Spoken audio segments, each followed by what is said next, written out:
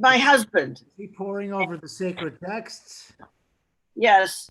You're He's so busy today, it's ridiculous. I know, I know. You know what? It's It's a totally it's a ridiculous. good thing. Yeah, but Yeah. we want to be uplifted. Yes, You we're are waiting. going to be uplifted, I promise you. I know the two of you will definitely be uplifted by this session.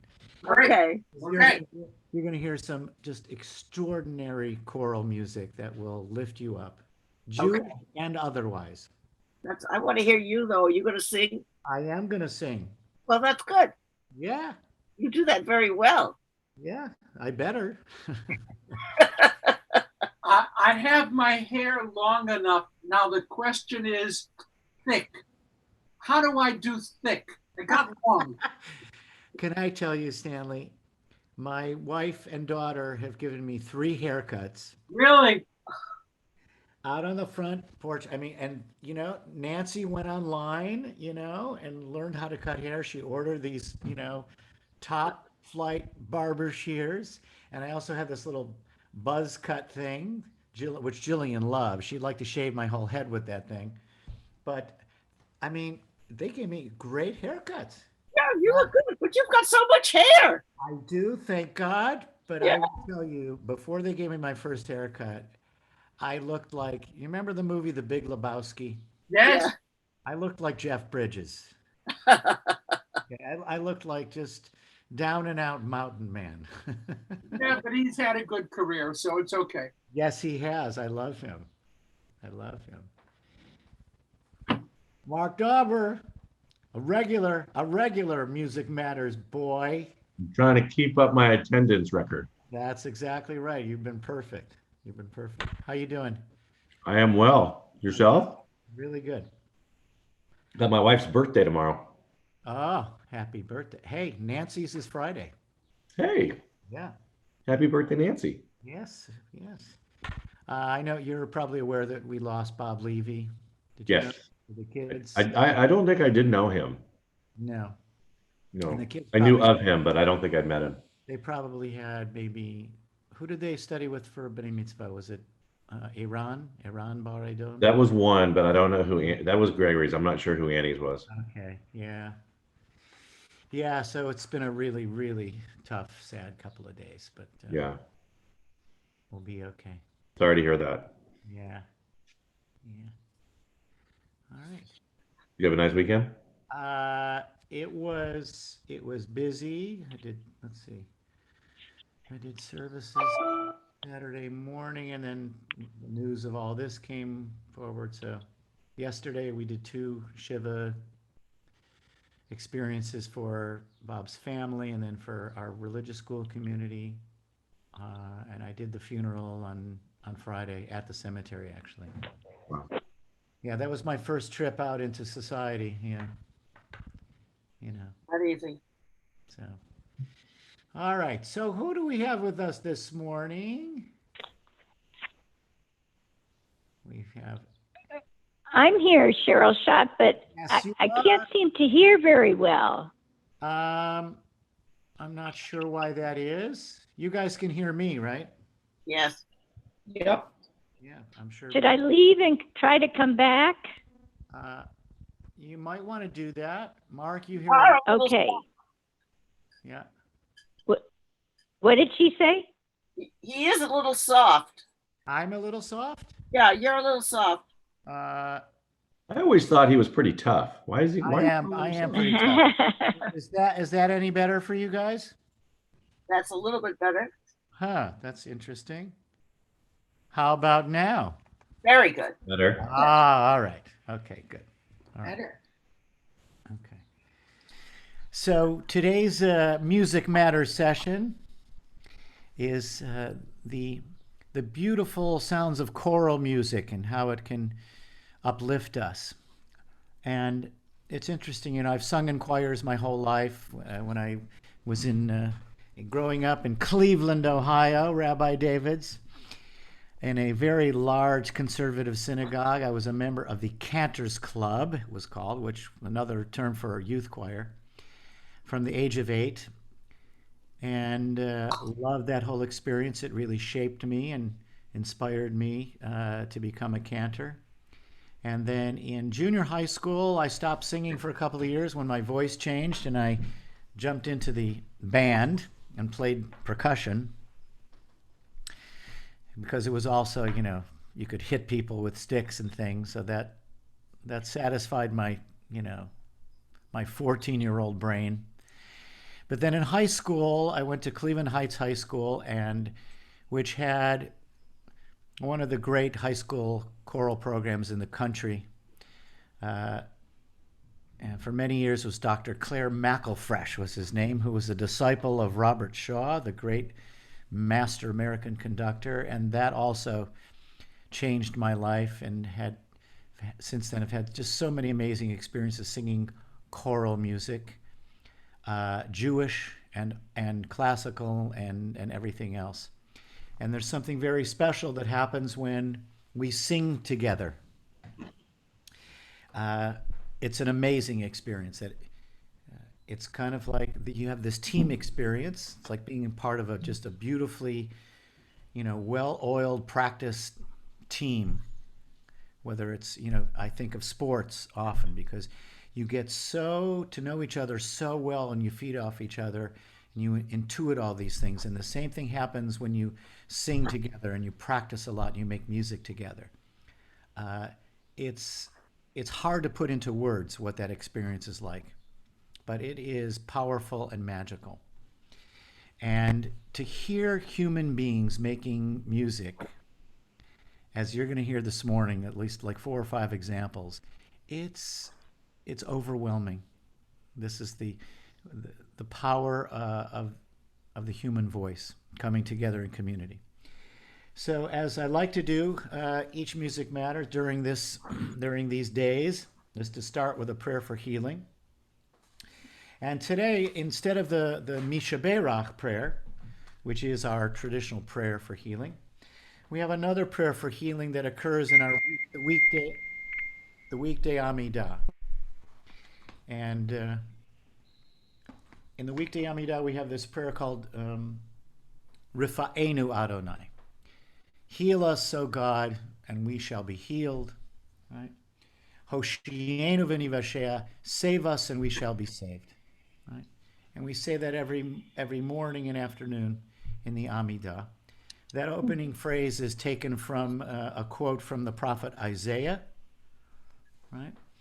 And it's a beautiful prayer that asks for God to heal us and save us. And I'm going to sing it now. It's a beautiful setting by my friend and colleague, Cantor Mayo Finkelstein, and enjoy. I'll get it up for you in just a moment. I'll come closer. Okay. Here we go.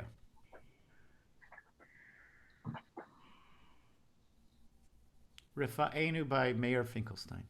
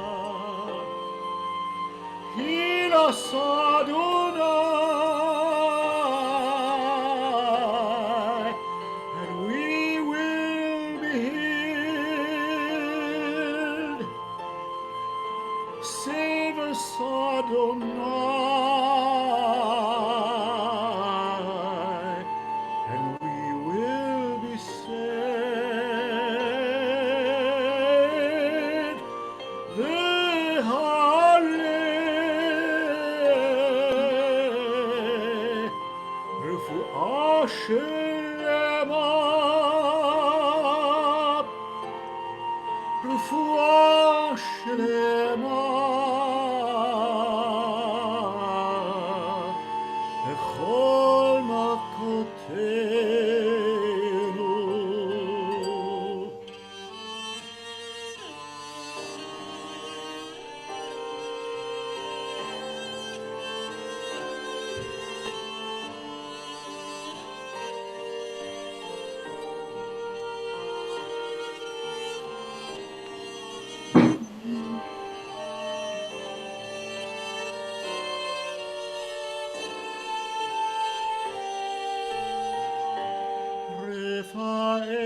רפאנו אדוני,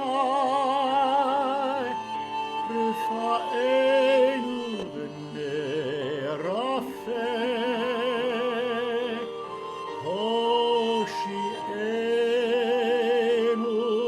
הושיענו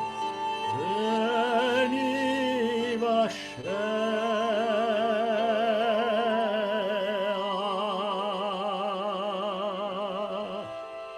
Grant complete healing to all our wounds. Baruch atah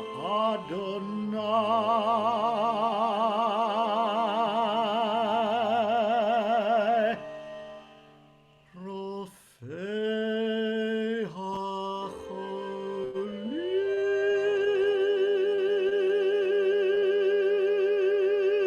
HaCholim.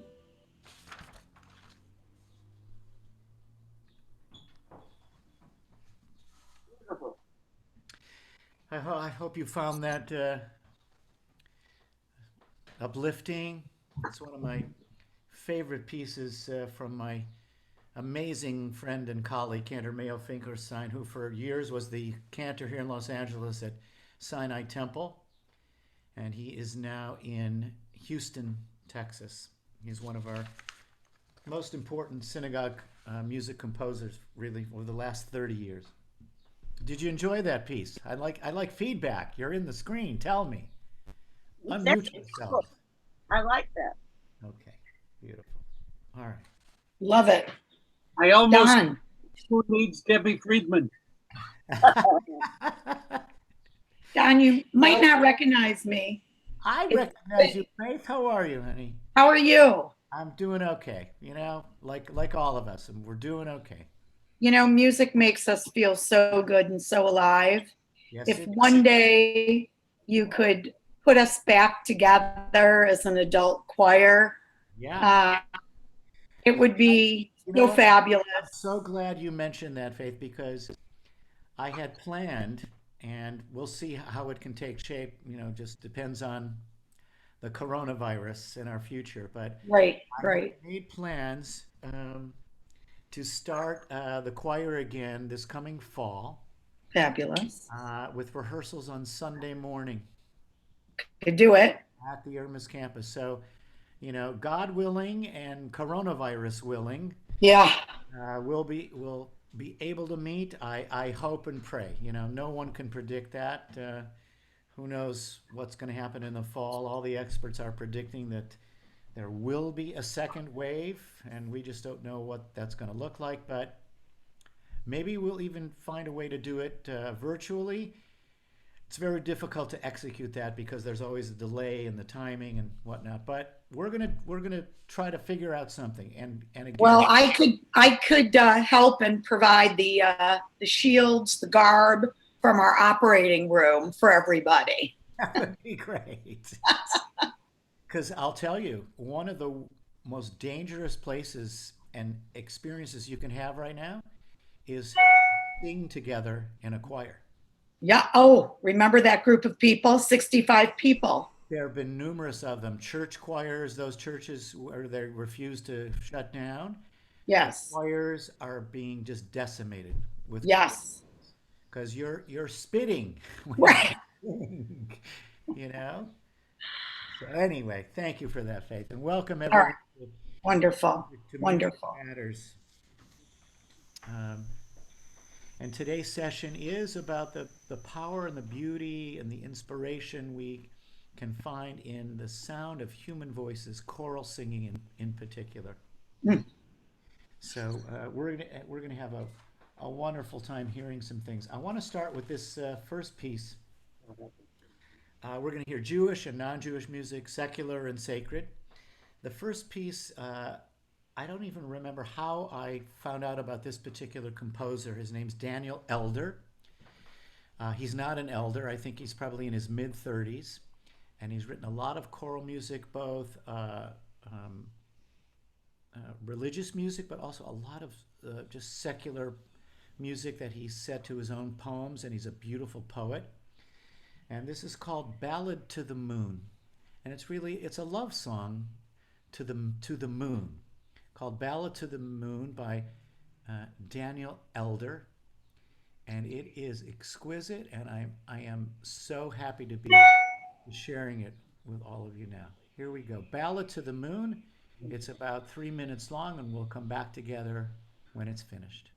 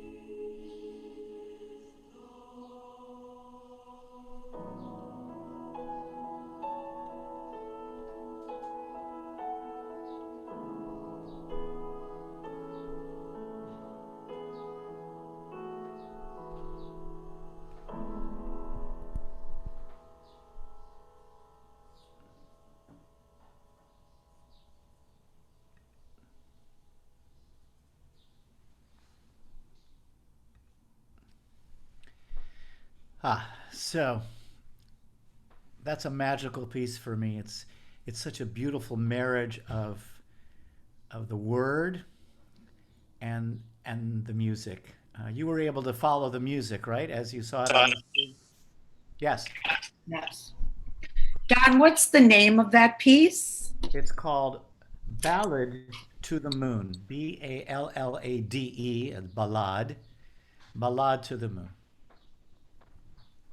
Right? So it's really a ballad. It's a love song to the moon. And Daniel Elder was the composer and the poet.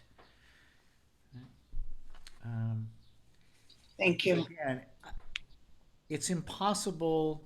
Can you hear me okay, everybody? Yes. It's impossible to talk really cogently about music. You can describe the structure, the tonality. It begins quietly, then it builds to this climax and then fades away. That's about all you can say that makes any sense. It's hard to put into words, I think really impossible to describe that experience of hearing those harmonies and human voices making those sounds. You just can't put it into words, right? So, a little shift now. I want to play for you now one of my absolute favorite pieces of Jewish choral music, liturgical choral music. And just a little background first. This comes from a piece of music called The Sacred Service, composed by Ernest Bloch, B-L-O-C-H, a Jew born in Switzerland, came to America. He was already a highly regarded composer in Europe before coming to America. He landed and wound up, Stanley, in Cleveland, Ohio. He was the first dean or president of the Cleveland Institute of Music way back when. Then he made his way to California. But during that time, he was commissioned by the synagogue in San Francisco. Oh my goodness, I'm blanking on the name of the synagogue. Not Emmanuel. No, actually, it was, Emmanuel Synagogue, to compose a sacred work from the Reform liturgy, large-scale symphonic work. It was the first of its kind. And he wrote it for large symphony orchestra, large choir, and baritone cantor. And it still stands to this day as the finest piece of its genre, of a symphonic work based on the liturgy that can work in a concert hall. In fact, much better than it does in a synagogue, because the only kind of synagogue work you could pull this off would be like the sanctuary of Wilshire Boulevard Temple, something grand that could house that kind of those kind of musical forces. I was privileged to sing in performances of it in Temple on the Heights back in Cleveland, Ohio, in that beautiful large sanctuary. But it was commissioned originally by Temple Emmanuel in San Francisco. And there is a section of the liturgy in the middle of this grand liturgical piece that is just for choir unaccompanied. And it's his setting of the Eula Ratzon, the May the Words, that in our liturgy brings us out of the silent Amidah. Right? And it is a masterpiece of choral music. And I'll play it for you now. This is from The Sacred Service by Ernst Bloch, Eula Ratzon.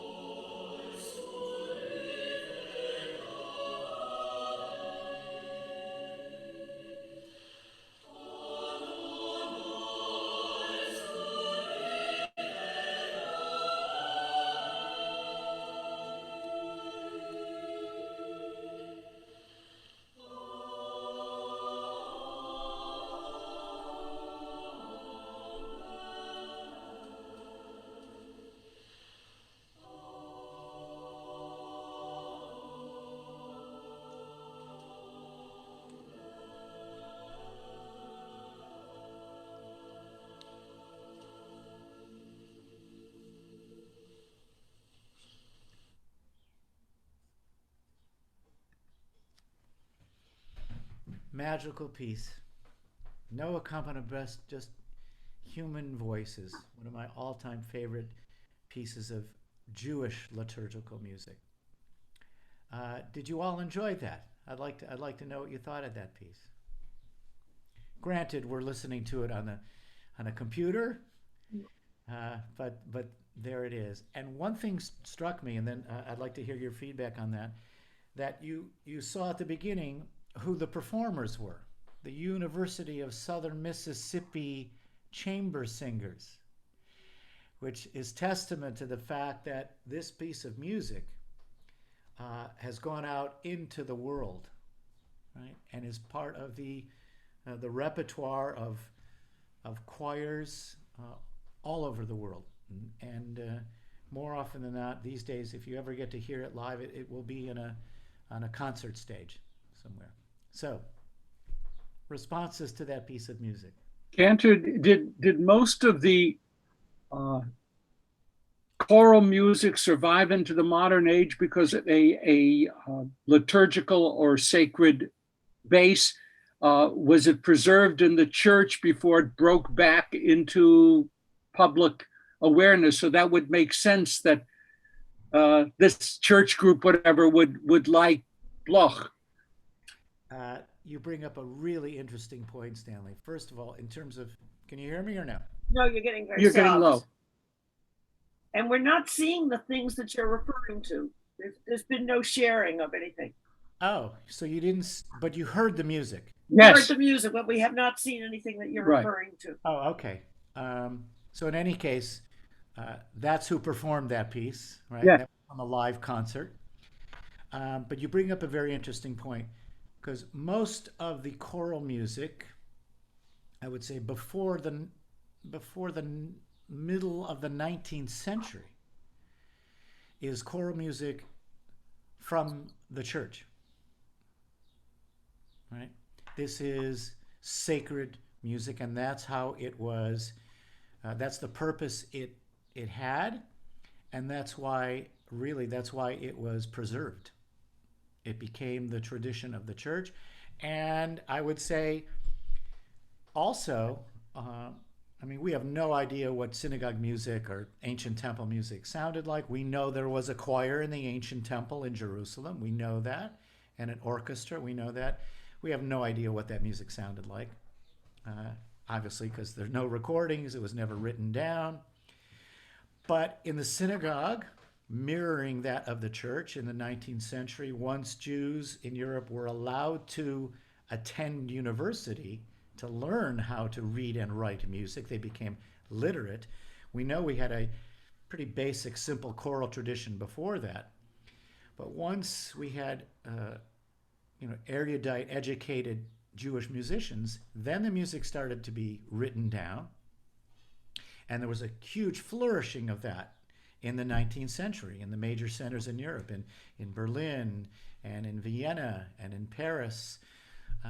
And for about a 75-year period, from about 1830 until the turn of the century, you saw all of this great, beautiful, traditional music being written by Sulzer in Vienna and Lewandowski and in Berlin and Naumburg and others in Paris, other cities as well. So choral music itself as a genre of music really was created for sacred purposes and preserved because of that.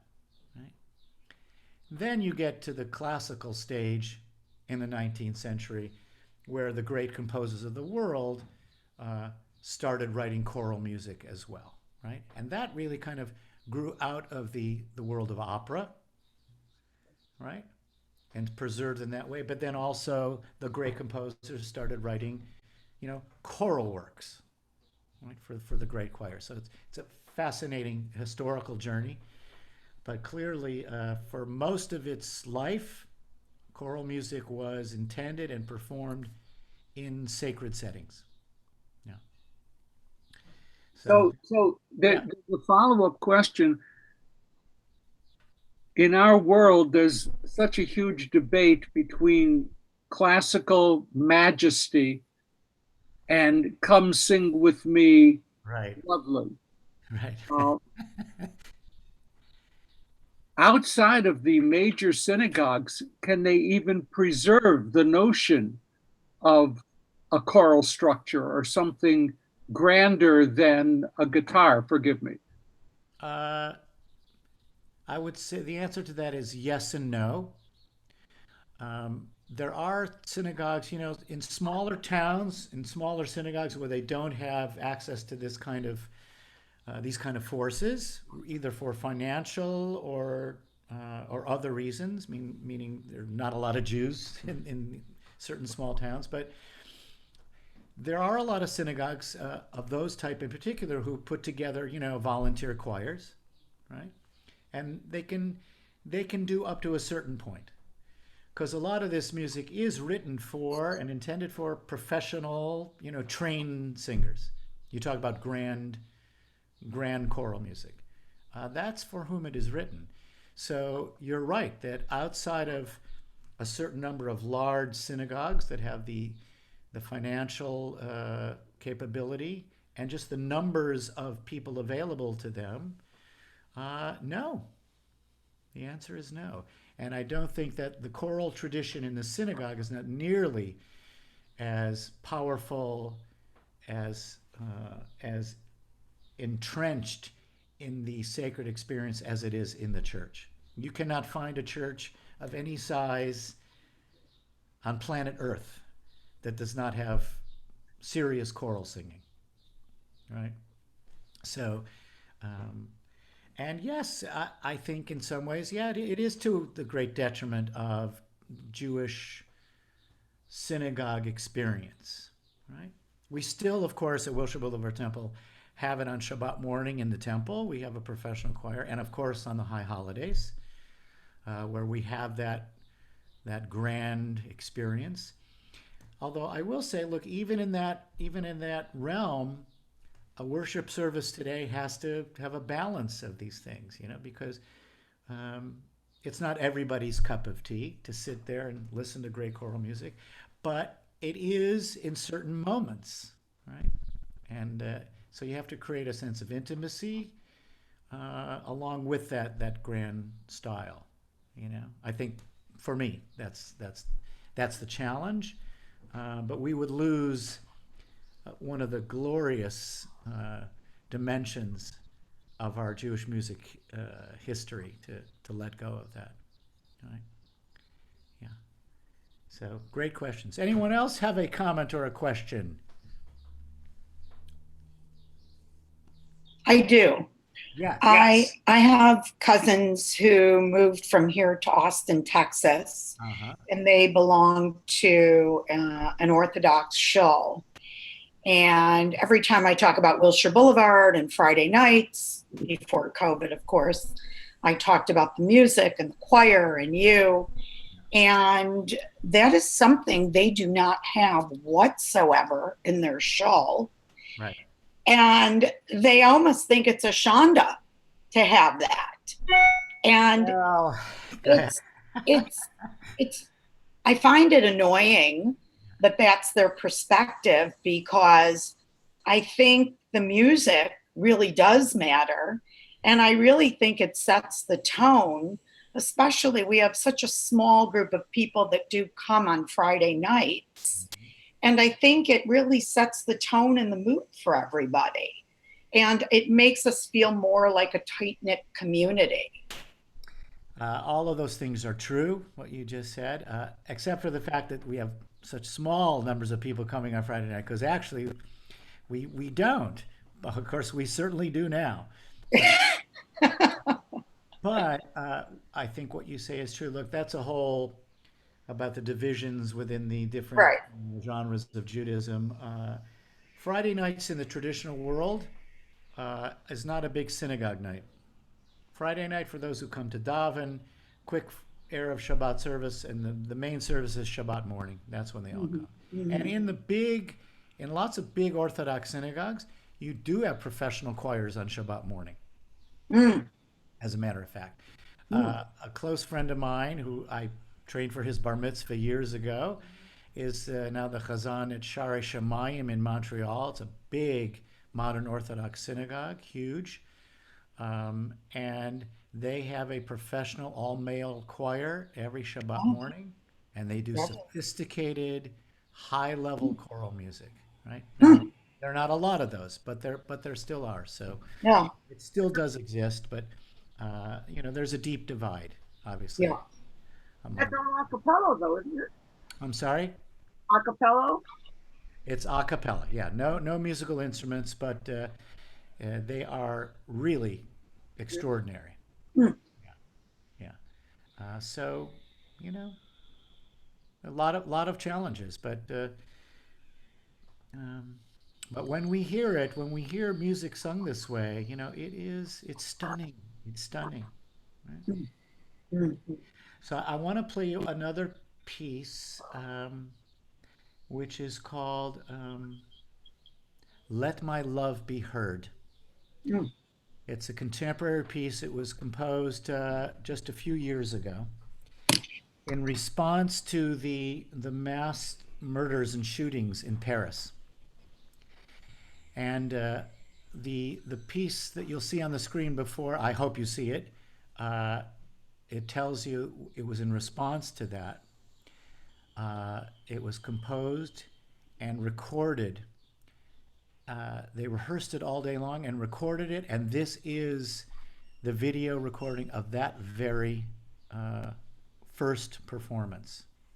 So let me call it up for you. It's stunning, and it reaches a powerful, powerful climax. It's called Let My Love Be Heard by Jake Runstad.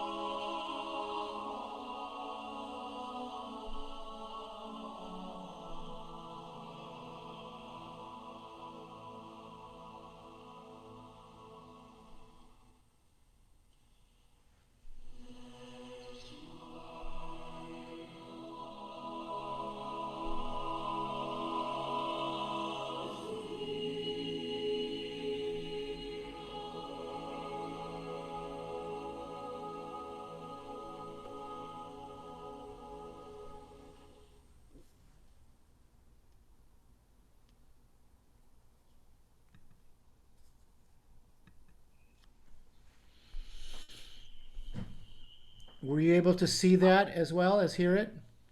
No, just hear it. That's unfortunate, all right, because it was a live recording, but Oh.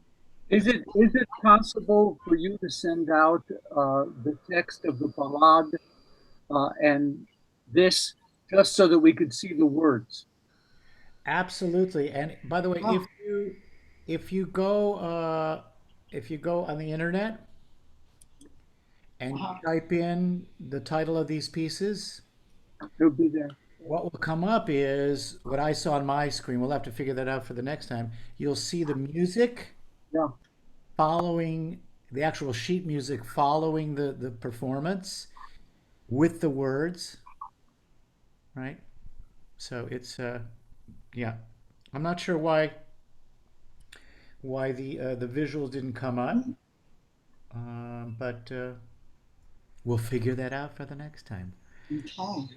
We're this little TV station is a work in progress.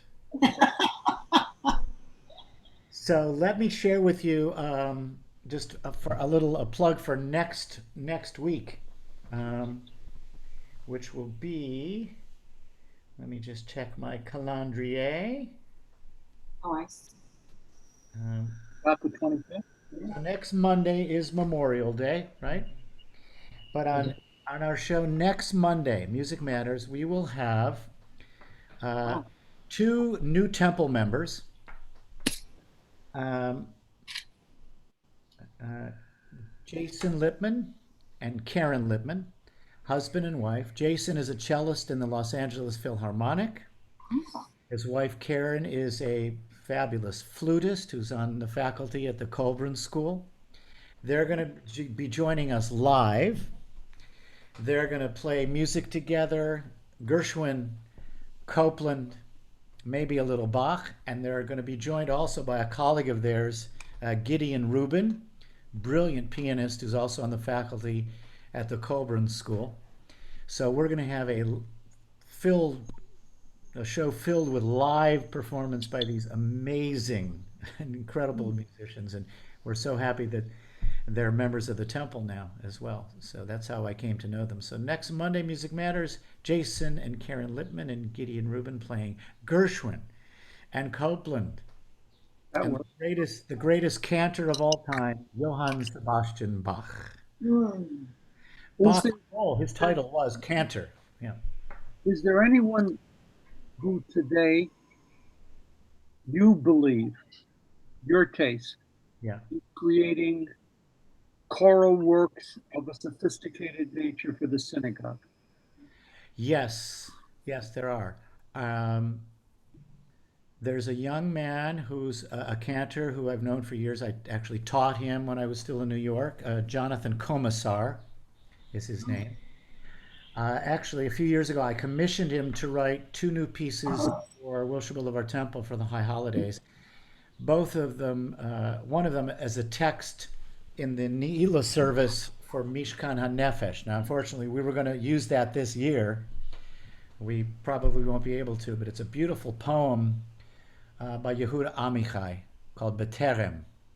And that text is in the Ne'ilah service, and I had him set it for tenor and soprano, choir, and chamber musicians.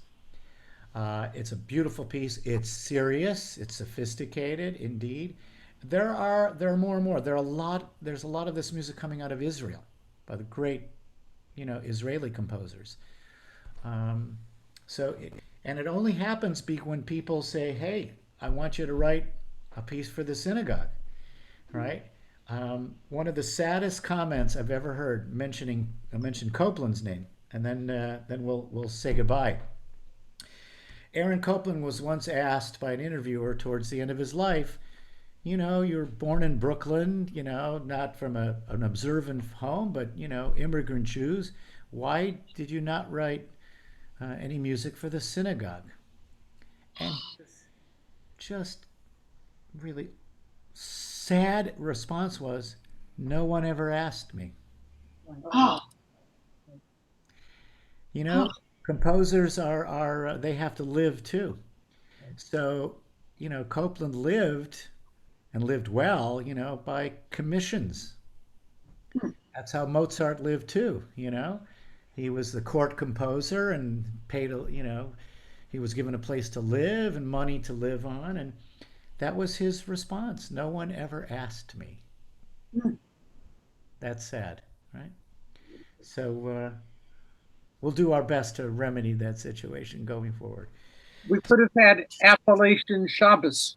That's right, right? I would go to shul. I would go to shul to hear that. Thank you, everybody, for joining me today on Music Matters. We'll see you next Monday. You don't want to miss that hour with Jason and Karen Lippman and Gideon Rubin. We'll have some beautiful music together.